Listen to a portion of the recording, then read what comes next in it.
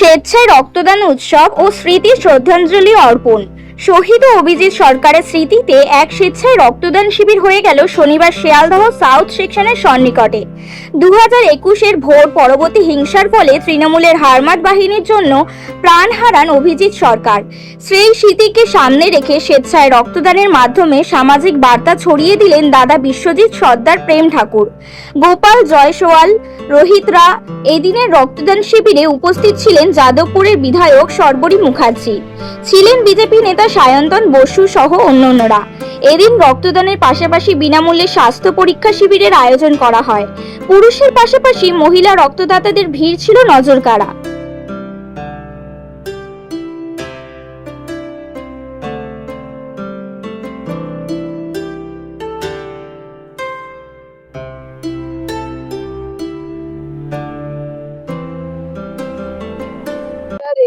দোসরা মে আমরা আমাদের যে ভাই, আমাদের যে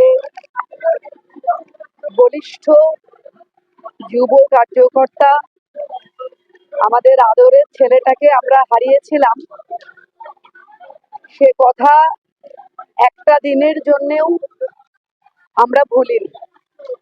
এবং অভিজিতের যা যা কাজ, সেই সমস্ত কাজ ওর দাদা বিশ্বজিৎ প্রতিটা অপূর্ণ কাজ পূরণ করবার আপ্রাণ চেষ্টা করে এবং আমি সর্বদা ওদের সঙ্গে থাকি। সেটা ওদের নিজেদের হাতে তৈরি যে প্রতিমা বানাতো, দুর্গা পুজো বলুন, সরস্বতী পুজো বলুন। আসলে বিশ্বজিতের সঙ্গে অভিজিৎ চলে যাওয়ার পর আমার একটা সম্পর্কের যে নৈকট্য তৈরি হয়েছে, যে অভাগী মা যার চোখের সামনে তার জোয়ান ছেলেটাকে নির্মম ভাবে পরেশ পালের নেতৃত্বে খুন করা হয়েছিল, গোটা পশ্চিমবঙ্গ সেটা দেখেছিল।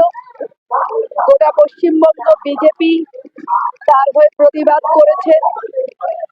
আজকে এইরকম অনেক আত্মবলিদানকারী ছেলেদের জন্য পশ্চিমবঙ্গ সরকার আমরা গঠন করতে পেরেছি।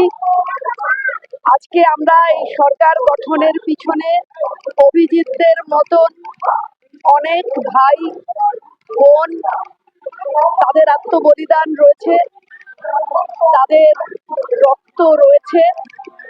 তাই আমরা বারবার বলেছি যে আমরা আত্মবলিদানকারীদের রক্ত ব্যর্থ হতে দেব না।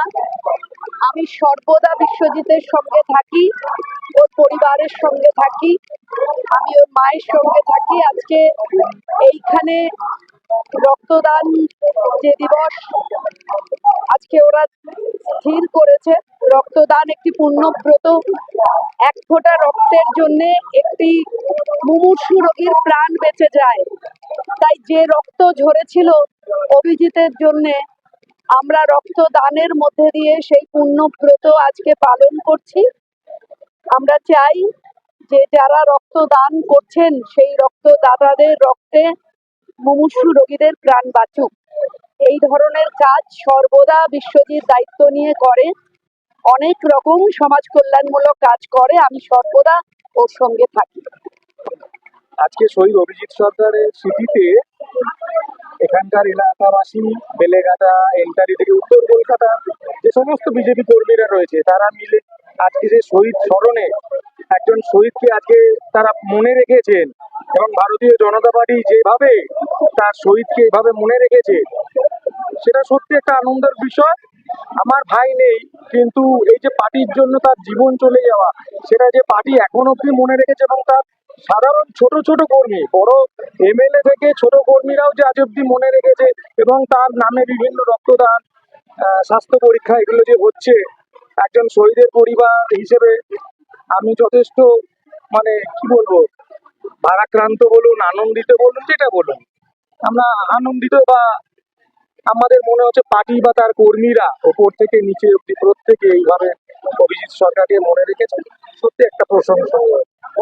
তৃণমূল আর বিজেপির মধ্যে পার্থক্য আছে। আজকে আপনি দেখুন তো, আমার বাড়িতে যদি যান, আমার পাশের বাড়িটা তার একটা বাড়ি পরে এই আসামিদের বাড়ি যারা আজকে জেলে রয়েছে, কিন্তু কোনো অত্যাচার দেখেছেন কি? আপনারা নিজে গিয়ে দেখে আসুন না।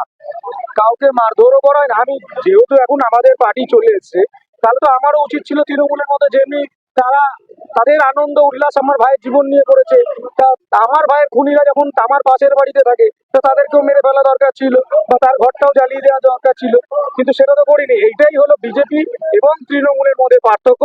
আজকে বিজেপির সরকার আছে বলে এতগুলো মানুষ বেঁচে আছে। আজকে যদি তৃণমূল আবার ফিরে আসতো, শয়ে শয়ে মায়েরা বোনেরা তারা ধর্ষিত হতো এবং ভাইদের খুন হতে হতো। এটাই বিজেপির সরকার, যে এখনো মানুষ শান্তিতে বসবাস করতে পারছে। দেখুন, প্রত্যেকটা মানুষ, গরিব মানুষ, যে রক্তের হাহাকার, সেই রক্তের হাহাকারটা জায়গায় জায়গায় যদি এরকম ছোট ছোট রক্তদান শিবির হয়, কিছুটা মিটবে। এবং দেখুন, শিয়ালদা স্টেশন, গরিব মানুষের আনাগোনাটা বেশি। কেন, বেশিরভাগ বড়লোক মানুষ তো আর এখান থেকে খুব একটা যাচ্ছে না, দেখতেই পাচ্ছেন। গরিব মানুষরা মানে কোনো হসপিটালে যাক বা কোথাও যাক, ভিড়, পয়সা দিয়ে তার চিকিৎসা করতে হবে। এখানে বিনা পয়সা একটা স্বাস্থ্য পরীক্ষা শিবির করা হয়েছে, ফুল বডি চেক আপ হচ্ছে, হাড়ের ডাক্তার রয়েছে, নার্ভের ডাক্তার রয়েছে, চক্ষু পরীক্ষা হচ্ছে। সেগুলো তারা ফাঁকায় ফাঁকায় অনায়াসে সুস্থভাবে করে নিতে পারবে। এই প্রচেষ্টা খুবই ভালো লাগলো উদ্যোক্তাদের। মহৎ দানে তারা যে অংশগ্রহণ করেছে, আমি জোরহাত করে তাদের কাছে কৃতজ্ঞ এবং তাদের এই ভালোবাসা আমার শিরোধার্য।